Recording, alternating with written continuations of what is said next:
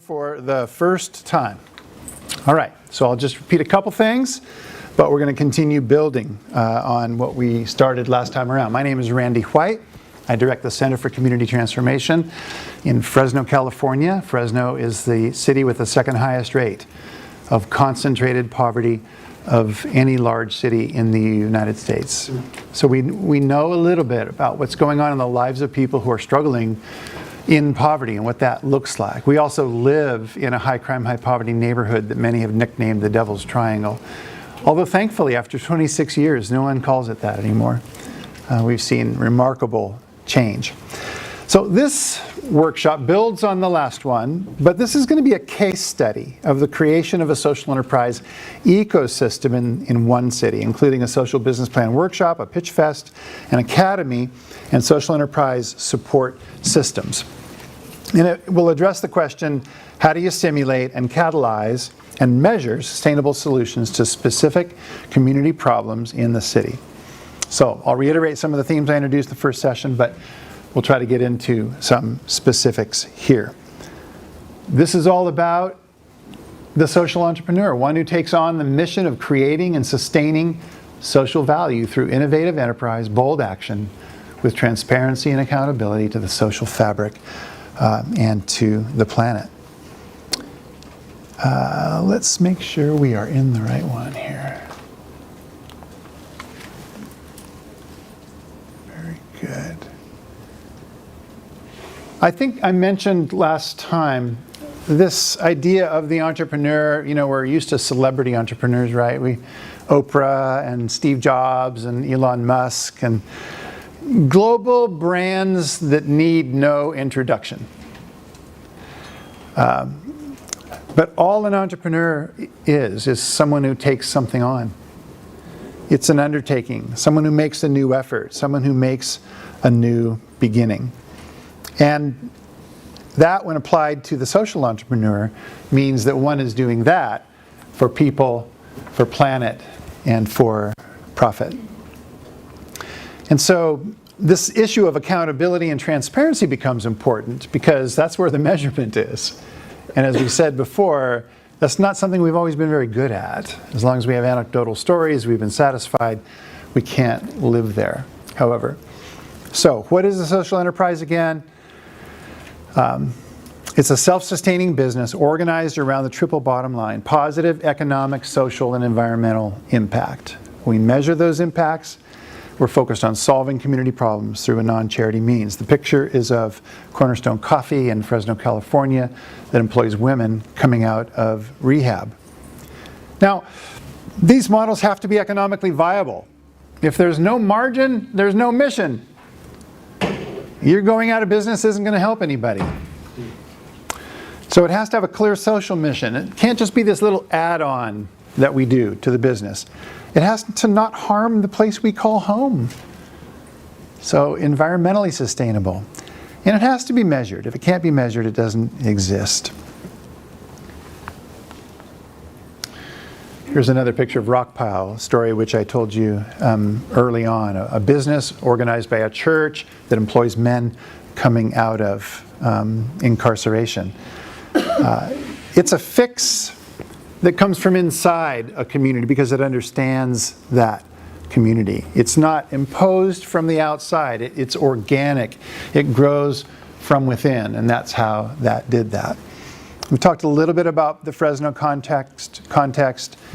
45 concentrated poverty communities, 40% of the population living below the federal poverty line, double the national unemployment, incarceration.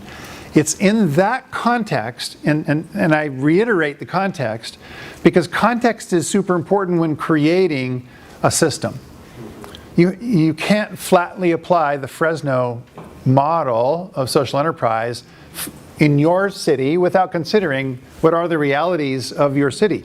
Now that has two sides to it. The realities, the issues and struggles, the way this idea of shalom is being vandalized in your city, the way things are that shouldn't be that way, when things are not as God intended them to be. But then the other side of that is the assets that exist in your city, the skill sets, the knowledge sets, the natural products and resources of your particular region that are in fact a gift that have maybe never been mobilized as they could be. So context is very important. Do you know your city? My friend Ray Bakke would say to you, if you don't know your city, you can't love your city. You can't love what you don't know. How well do you know your city? Do you drive the same route every day to work, home, school, grocery store? You're pretty much locked into that. Are there parts of your city you haven't gone in a long time?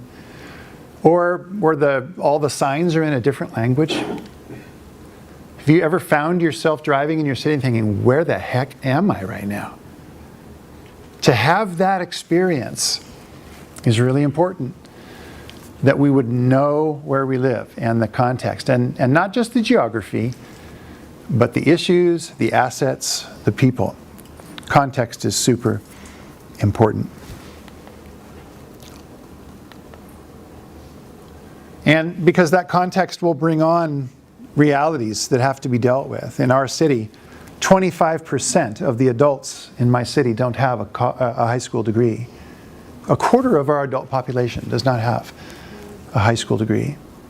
We have massive substandard housing, food insecurity. This is such an irony. Fresno feeds the world. It's an agricultural region, but our city has 500,000 people. We're surrounded by this agriculture, but it's a little bit like living, do you know what a cornucopia is? Right? The horn of plenty. All that fruit spilling out that big wide end.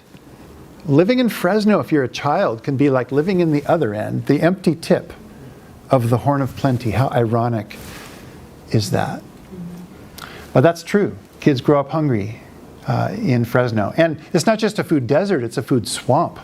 Because you can go to McDonald's and eat cheap. But try doing that every day and see how that makes you feel. Whether you're ready to learn in school, whether your body's developing like it should. Right? We have a school to prison pipeline. In every city, those issues form the array of options for those who would respond with a social enterprise point. So last hour, I told you about this amazing mayor. She got faith leaders together. She said, what do you think is the role of faith institutions in the economic well-being of the city? And those pastors, those faith leaders had never been asked that question before, and they did not have an answer. So I pulled together a group of 15 business leaders, nonprofit leaders, and pastors, and we spent a year investigating what are faith institutions doing around the country to become involved in the economic well-being of their cities. All of that work was published in the book you see on the left, The Work of Our Hands, with a theological foundation in the first chapter, and the rest of it is just examples. And we're asking, after we published the book, we gave a copy to every faith leader in the city of Fresno. We gave a copy to 400 business people, the mayor and the city council, and about 75 faith-based community benefit organizations at the same time. And suddenly, it was now on the radar of people in Fresno. It became a category when it had no category before. It's a little bit like me trying to talk to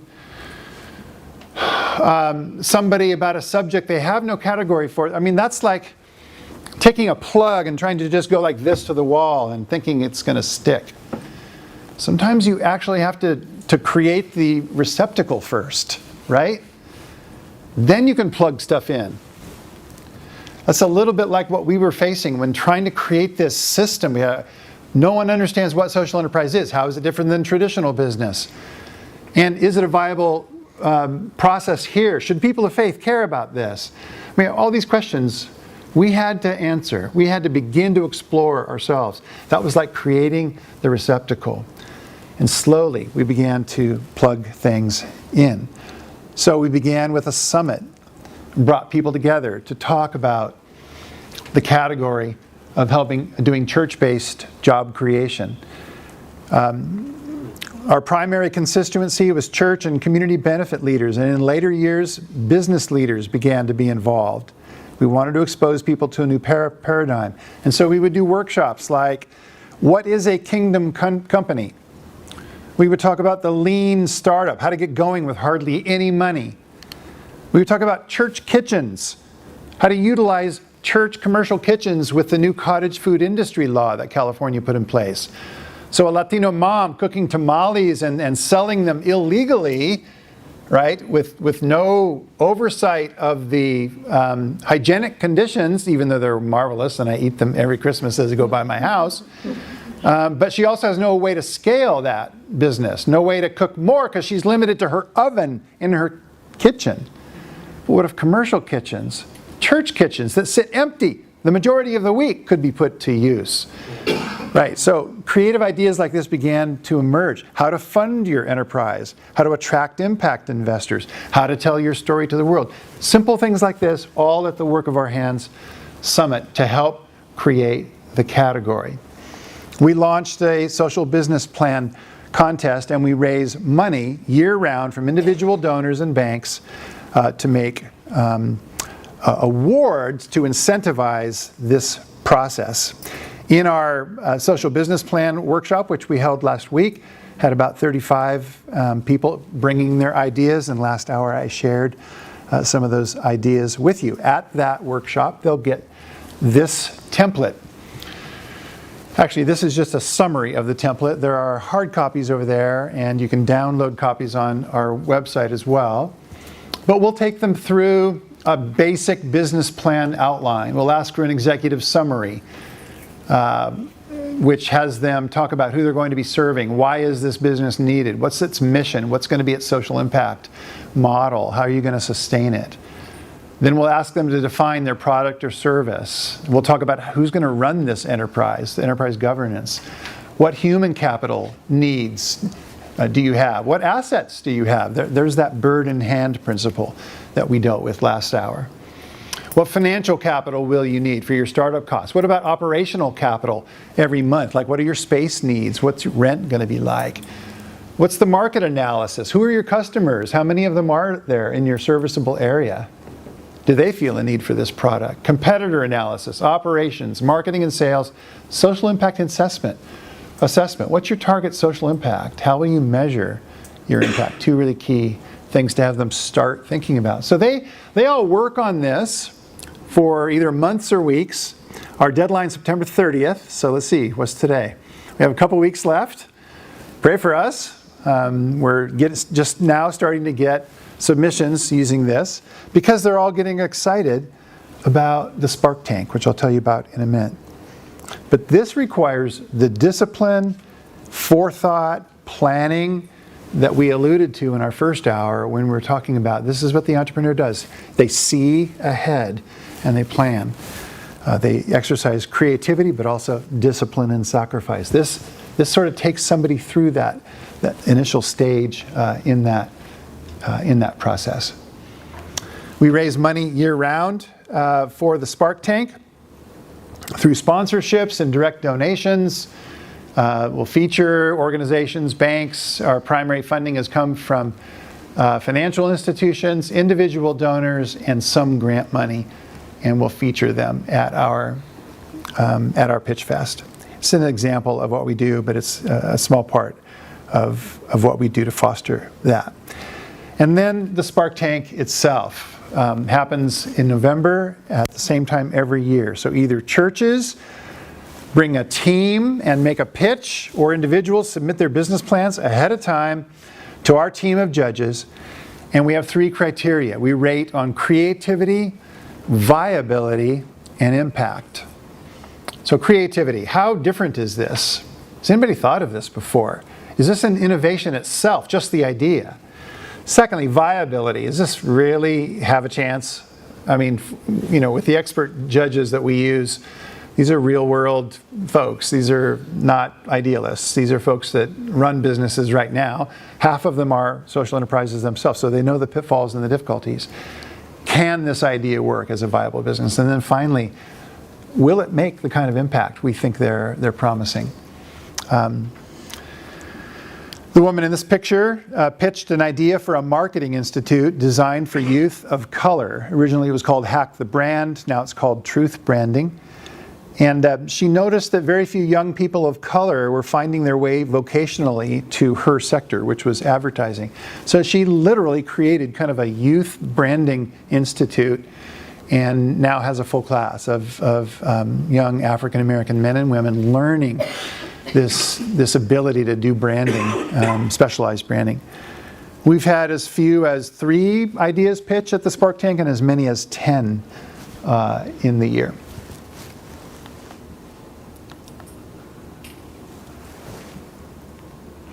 There are crowd favorite awards at our Spark Tank. This year we held it at a local coffee roasting company, which itself is a social enterprise that I mentioned the first hour.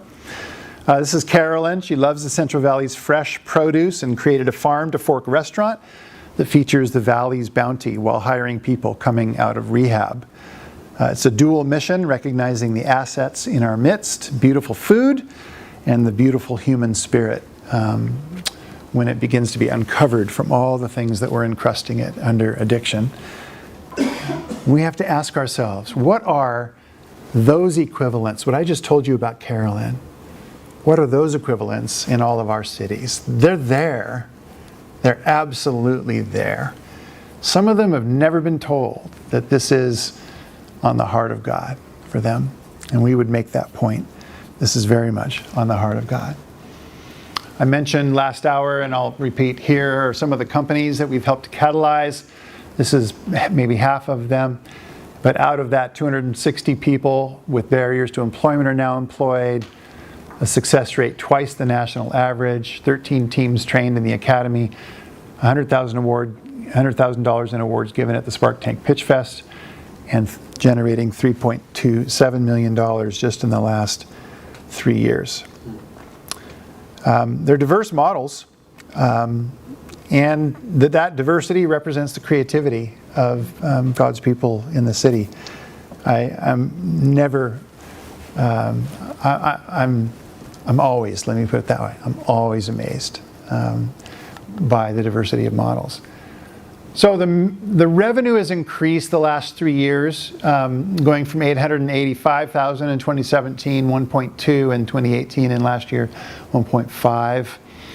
And it's interesting to see how this breaks out. Not something I shared last hour, but literally 55% of our enterprises are generating only $1,000 to $25,000.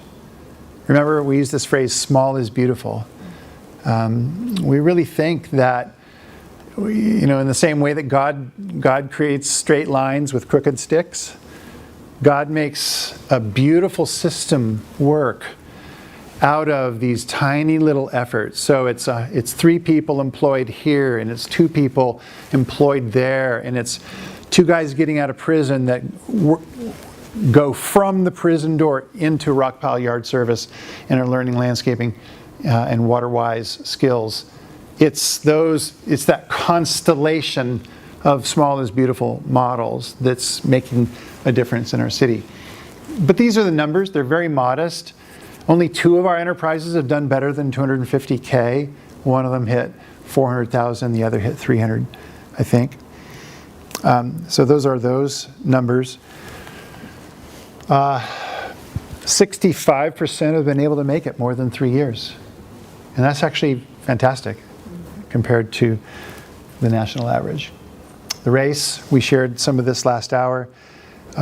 We made the decision not only to measure the revenue and the hiring metrics, but the ownership as well. So this is the breakdown: 40% Latino, 49% white, and 12% African American. The gender, pretty evenly split. And then also the sustainability. 46 of our enterprises, of our 43 enterprises that we've helped launch, are active. 20 are defunct. 13% are still, almost 14% are in startup phase.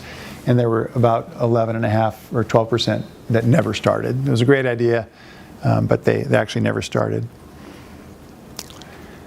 We send all Spark Tank Award winners. In order to collect their award, they must attend our Social Enterprise Academy, which follows in January and February. It's 4 Saturdays over 2 months. It's taught by a collection of current social enterprise leaders, business professors, and content specialists. And this is what we will work on with them. Over the 4 over the 2 months. We'll work on foundations, what makes us enterprise social, enterprise and shalom. We'll work on their value proposition and identifying customers. And at the end of that day, they'll know the value that their social enterprise is delivering. They'll know who their customers are. They'll have a theological basis that can guide their ultimate objective. Session 2 covers sales and marketing. We'll do a root cause analysis, sales pipeline development, social media marketing, entrepreneurial Jesus, and a theology of work. And at the end of that day, they should know how to sell to customers, how to find more of them, how to understand the moral and ethical basis for what they do. Third session, money and governance, soul care and sustainability for the social entrepreneur, business modeling, sources for funding, how to talk to banks. At the end of that day, they should know how to price, make projections, find money to build the enterprise and take care of themselves in the process for the long haul. The final session is on how to run it well. We'll talk about faith and risk. We'll talk about hiring and management, HR, how to plan for the future, projections, goals, creating ongoing planning process. And at the end of that day, they should have the nuts and bolts and everything they need to go operational and the spiritual confidence to go for it. It's remarkable what can happen in 2 months, from 0 to operational in 2 months, using this process. Social enterprise is broad enough to handle different models. We're talking in another seminar about the difference between models that embed the mission and the activity and models that integrate the mission and the method, and models where the mission is external to the activity of the business. These are all different that you see on the screen here. IntelliEnergy is run by former tech guy who wants to create solar lights that can not only provide light to communities that are off the grid in developing countries, but also where they can plug their phones in at the same time.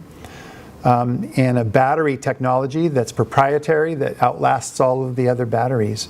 And he's now done it. And now they're in the marketing phase. Finnegan's is a brew company that also considers themselves, the reason they exist is to spark entrepreneurship in young people. And so they have training and networking and all sorts of things. But they're a brew pub, but they exist to spark entrepreneurship. Lana Coffee, we talked about their model of selling coffee here and digging clean water wells as a result. And I shared a little bit about Just Work, which is a church-based model that runs a building rehab business called Just Renos, with men coming out of addiction. Just Catering, a catering company with women coming out of addiction, and Just Potters with developmentally disabled adults. You see how different all of these are? Some are services, some are products. All of them make impact the center of what they do, and their method of delivering it is quite different. How then do you build that system? It became clear to us we couldn't just run events. We needed to create an ecosystem for social enterprise to thrive. So our events certainly support the ecosystem, but other things are needed as well. The event might be Spark Tank, but what happens then? What happens when somebody wins an award? Where do they go if there's nothing else to support that process? So we created the academy, we created tune-ups, we created networking parties in the city. We assigned mentors to them to support the process. Entrepreneurs themselves are starting to form these networks, and that became clear that entrepreneurs need to take the lead. This is an author named Brad Feld, and he looked at Kauffman research from entrepreneurs across the country, and he came up with what he calls his Boulder thesis. He's the author of Startup Communities. And the thesis goes like this. Number one, entrepreneurs must lead the entrepreneurial community, not professors, not policymakers, not agency administrators. Entrepreneurs need to be the ones. So whereas my organization, and I'm a professor, I'm a nonprofit or a CBO leader, we can catalyze something, but ultimately this needs to grow organically in a city. The question is, what are the supporting systems to allow that to grow organically? Because as much as I've learned about this process, and with the little experience I've had in business, which ought to help me, entrepreneurs are the ones out there trying it every day. And they're going to be the ones sharing the stories with each other. And so my question to you, I don't know if you're coming today as a community benefit organization leader, maybe a social worker, maybe a student, maybe a faith leader in the community. Whatever your normal day job is, it would be interesting to ask, what connection, you know how that old saying, it's 3 degrees of connection, 3 degrees of difference, or what's the saying I'm looking for? 3 to 6 degrees of, it's some X number of degrees of separation. That was the word I'm looking for. Come on, people, help me out. Right, we're not too far from connection to each other. And I know, no matter what your role is in your day job, I know you're connected to somebody in the entrepreneurial community who may be thinking thoughts that they have something, a product, a service, an idea, that if it were monetized and connected to a wider set of resources, could become a sustainable social enterprise that solves a community good. They need to be given voice and credibility in whatever system you're connected to. Secondly, he discovered the community must have a porous boundary by including the entire stack of entrepreneurs, experienced entrepreneurs who've done it a lot of times, all the way over to new ones, and individuals just thinking about starting up. Somebody has to take initiative to connect those levels of expertise with each other. Maybe it's your CBO. Maybe it's your organization or your congregation that can do these. Number 3, the community must have organized activities that engage people in the entrepreneurial context. Cocktail parties, networking receptions will not build vibrant entrepreneurial community.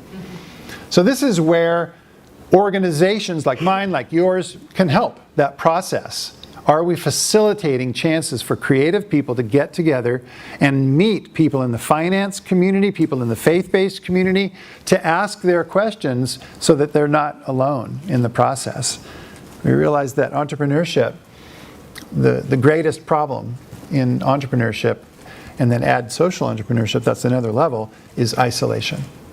People who feel cut off and alone in this process when they have an idea. And finally, he discovered leaders need to commit for the long term. And by long term, he means 20 years to create a vibrant ecosystem in your city. Well, that Kauffman research that he was talking about is important as well.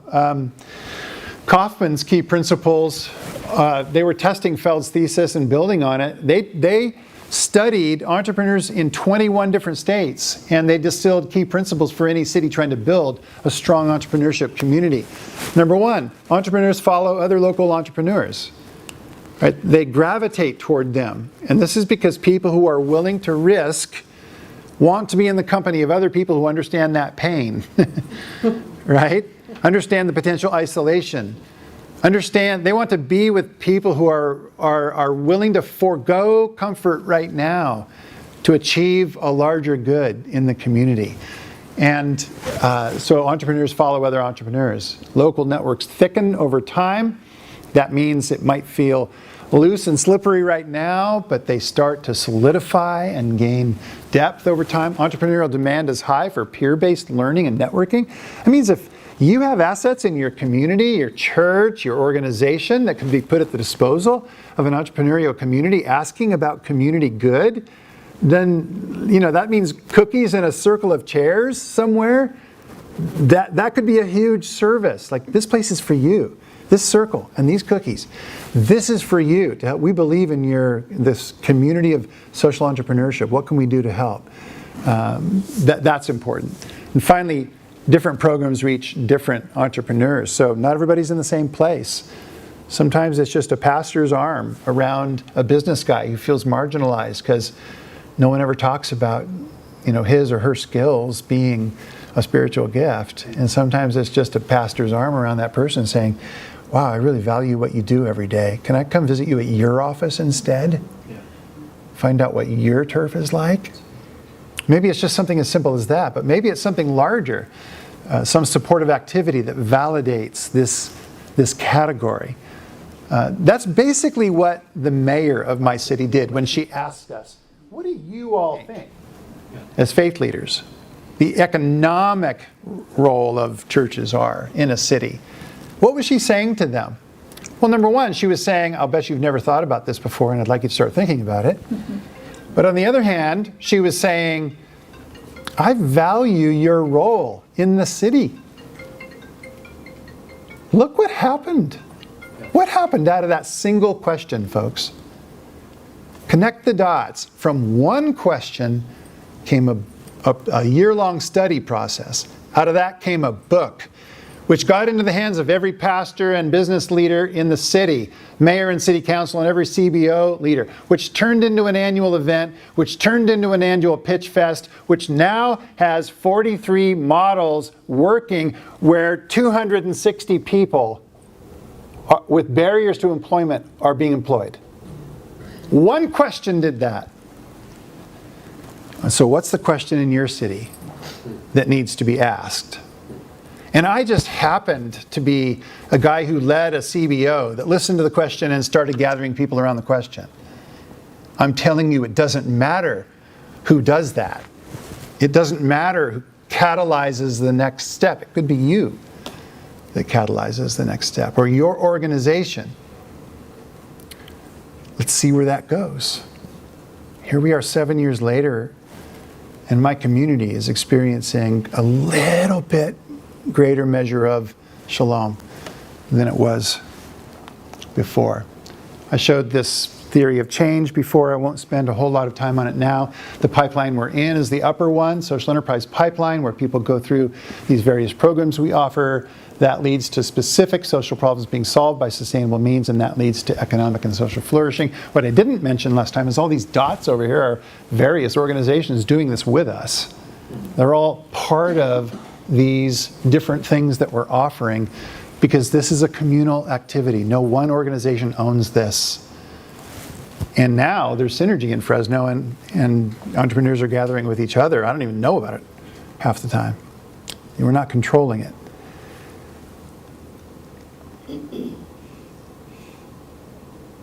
These are two books that have been helpful in this process. I mentioned these last time, and again, we'll share our PowerPoint with you for those who are interested, and I won't spend time on these kinds of things. But let me get to these questions for us all.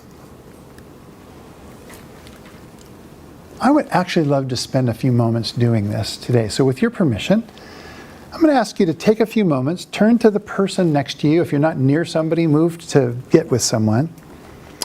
And just carry on a quick conversation. Get through as many of these questions as you can. What specific things in my city are undermining human dignity, and what traditional CBO approaches have been tried? Which CBOs or churches are trying to address community problems but are always short on revenue? What are some evidences of toxic charity that we see in our city?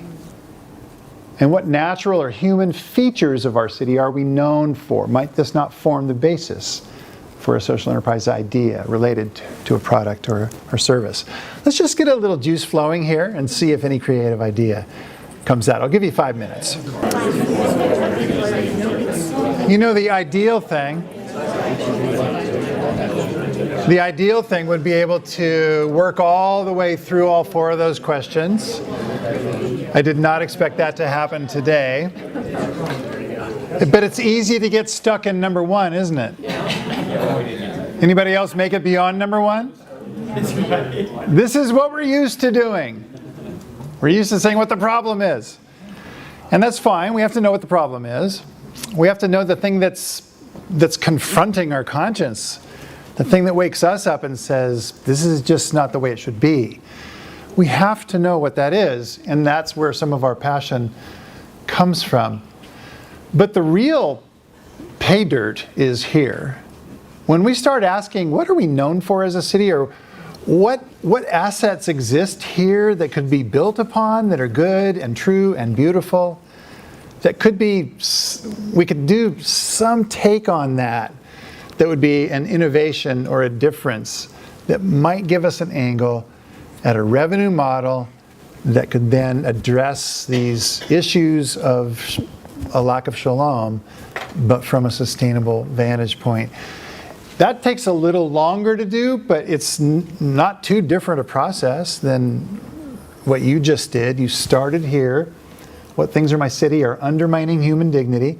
Maybe you even start smaller. What things in our church are doing that? Or what things in our organization do we see? If I'm a social worker, what aspect of our work troubles us collectively the most that just seems intractable? And if a top-down, let's organize our way out of this problem approach hasn't worked, are we asking the right questions about the nature of how to change that dynamic? So we begin there, but when we end here, we start thinking of what could be, how to build on something that already exists, not starting from scratch, but just innovating that thing. And maybe you need more people in the conversation at that point. Maybe you need different people. Maybe it's not the faithful that always do everything at church. Maybe it's folks that never would come to a meeting that you might call. But instead, you go meet in their boardroom, in their office, and you start asking questions like, what kind of business could be born that would employ this kind of person or accomplish this kind of task? Then suddenly they're listening. And that's a new beginning. If we had time, if any of you ever did get to that question, man, I'd love to hear your ideas. I wished you could have been a fly on a wall last week at our social business plan workshop when all these ideas were flying. You know, how to reforest this area of the forest that had been devastated by bark beetles, and how to use the wood that had been downed, how to do replanting, how that revenue model could work, how a church wanted to start a restaurant that would employ people that constantly come to them for food handouts, and how they might actually employ them. I mean, all sorts of really creative ideas. The oldest person in that room was 70, the youngest was just in junior high. And that was pretty cool to see that conversation. Well, here I am back at Jeremy again. I don't think I told the story this hour, but you know, this little red-haired kid showed up at North Fresno Church, desperate for male companionship, and hung out all summer, and then all of a sudden he shows up with this big guy, introduces him to the pastor, Pastor Lauren, and says, the guy says, Pastor, can you help me find a job? I just got out of prison.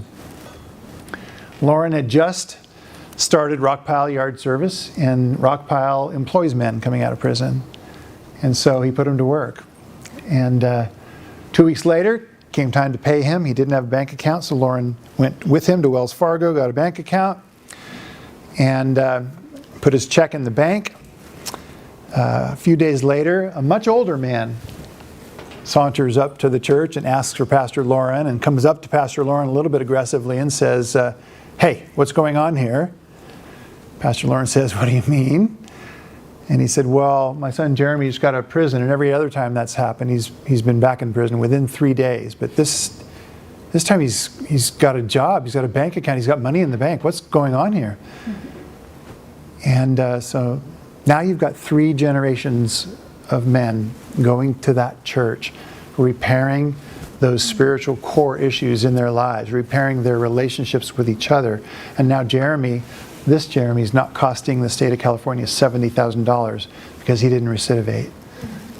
This is a win-win because Rockpile Landscaping exists. This is Sal. Sal was one of the most notorious gang members in Fresno. His street name was Knockout. But his life fell apart. After incarceration and addiction, he went to the rescue mission. And he was there for a year-long program. And at the end of the year, his mentor said, Sal, what do you want to do with your life? And Sal said, I hardly even know how to answer that question. I've been locked up, I've been in a gang. And the guy said, well, is there anything you did that you liked at one time? And he says, I had a little short time as a baker when I was sober. And he says, I loved it.